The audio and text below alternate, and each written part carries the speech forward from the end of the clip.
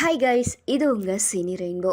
நல்லா ஜூஸ் பண்ணினாரு. தனுஷிட்ட போராடினேன் ஓப்பனாக பேசிய சிவகார்த்திகேயன். தனுஷின் கைகளில் தற்பொழுது ஏகப்பட்ட படங்கள் இருக்கின்றன. தற்போதைய தேதியில் கோலிவுட்டில் அதிகளவு படங்களை கைகளில் வைத்திருக்கும் ஹீரோ என்றால் அது தனுஷ் தான். அந்த அளவுக்கு படங்கள் இருக்கின்றன. இதற்கிடையில் இப்போது டாப் ஹீரோக்களில் ஒருவராக இருக்கும் சிவகார்த்திகேயனையும் சினிமாவுக்குள் அழைத்து வந்தவர் தனுஷ் தான். இந்த நிலையில் தனுஷ் குறித்து சிவகார்த்திகேயன் பேசியிருக்கும் விடயம் ட்ரெண்டாகி வருகின்றது.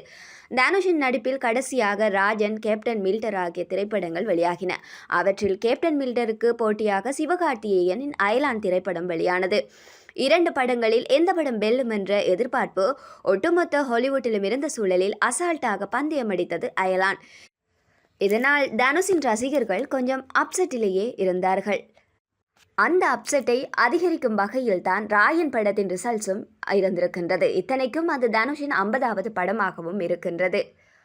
இப்போது அவர் சேகர் கம்முல்லா இயக்கத்தில் குபேரா படத்தில் நடித்து முடித்திருக்கின்றார். ஏற்கனவே தெலுங்கில் தனது மார்க்கெட்டை வளர்ப்பதற்காக அவர் நடித்த வாத்தி என்னும் படம் மாறிவிட்டது. எனவே குபேரா படமும் அந்த லிஸ்டில் சேருமா இல்லை ஹிட் லிஸ்டில் இடையுமா என்ற கேள்வி ரசிகர்களிடம் எழுந்திருக்கின்றது.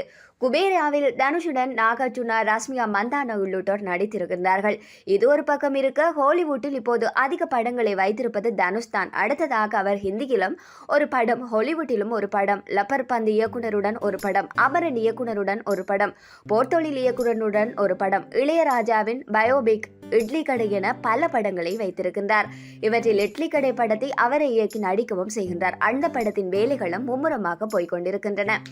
இதற்கிடையில் தற்போது டாப் ஹீரோக்களில் ஒருவராக இருக்கும் சிவகார்த்திகேயனை சினிமாவுக்குள் அழைத்து வந்தவர் என்றால் அவர் தனுஷ் தான். தான் நடித்த 3 படத்தில் சிறிய ரோல் கொடுத்தார். அதற்கு பிறகு அவரை வைத்து எதிர்நீச்சல் என்ற படத்தையும் தயாரித்ததோடு மட்டுமின்றி வெற்றிமாறனிடம் சொல்லி கதையையும் அவரது உதவி இயக்குனரை கொண்டு வரவும் செய்தார். இப்படி சிவாவின் வளர்ச்சியில் தனுஷின் பங்கு அளப்பெரியது.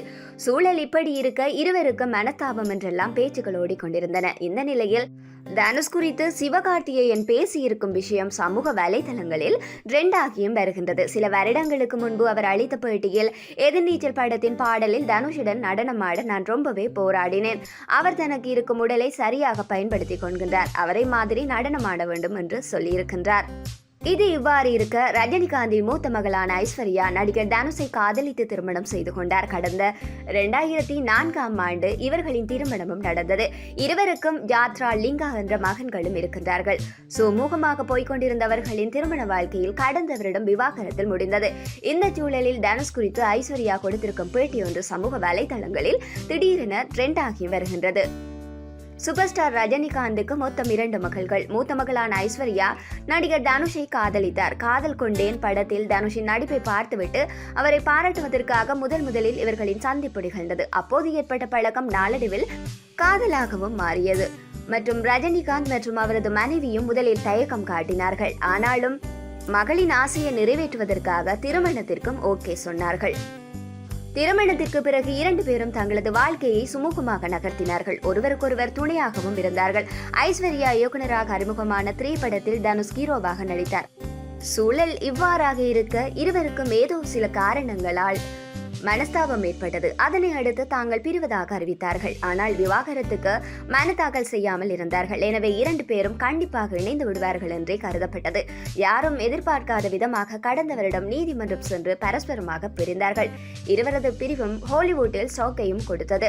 இந்நிலையில் ஐஸ்வர்யா கொடுத்திருந்த பேட்டி ஒன்று சமூக வலைதளங்களிலும் ட்ரெண்ட் ஆகி வருகின்றது. சில வருடங்களுக்கு முன்பு அவர் அளித்த பேட்டியில் அனிருத் எனது உறவினர் தான், ஆனால் அவர் சினிமாவுக்கு வருவதற்கும் எனக்கும் எந்த சம்மதமும் இல்லை. முழுக்க அதற்கு தனுஷ் தான் காரணம். அவர்தான் அனிருத்துடன் திறமை இருக்கின்றது என்று முதலில் நம்பியவர். அனிருத்தை வெளிநாட்டுக்கு அனுப்பி படிக்க வைக்கத்தான் அவரது வீட்டில் முடிவு செய்திருந்தார்கள். ஆனால் தனுஷ் தான் அவர்களிடம் சென்று, இல்லை, அனிக்கு திறமை இருக்கின்றது, அவரை இசையமைப்பாளர் ஆக்கலாம் என்று சொன்னார். மேலும் என்னிடம் வந்து 3 படத்தில் அனிருத்தை இசையமைக்க வைக்கலாம் என்றும் கூறினார். அதனால் அனிருத் சினிமாவுக்கு வந்ததாகவும் அந்த கிரெடிட் எல்லாம் தனுஷை தான் செய்யும் என்றும் அவர் சொல்லியிருக்கின்றார். இது போன்ற சினி தகவல்களை பெற்றுக்கொள்ள தொடர்ந்து சினி ரெயின்போவுடன் இணைந்திருங்கள்.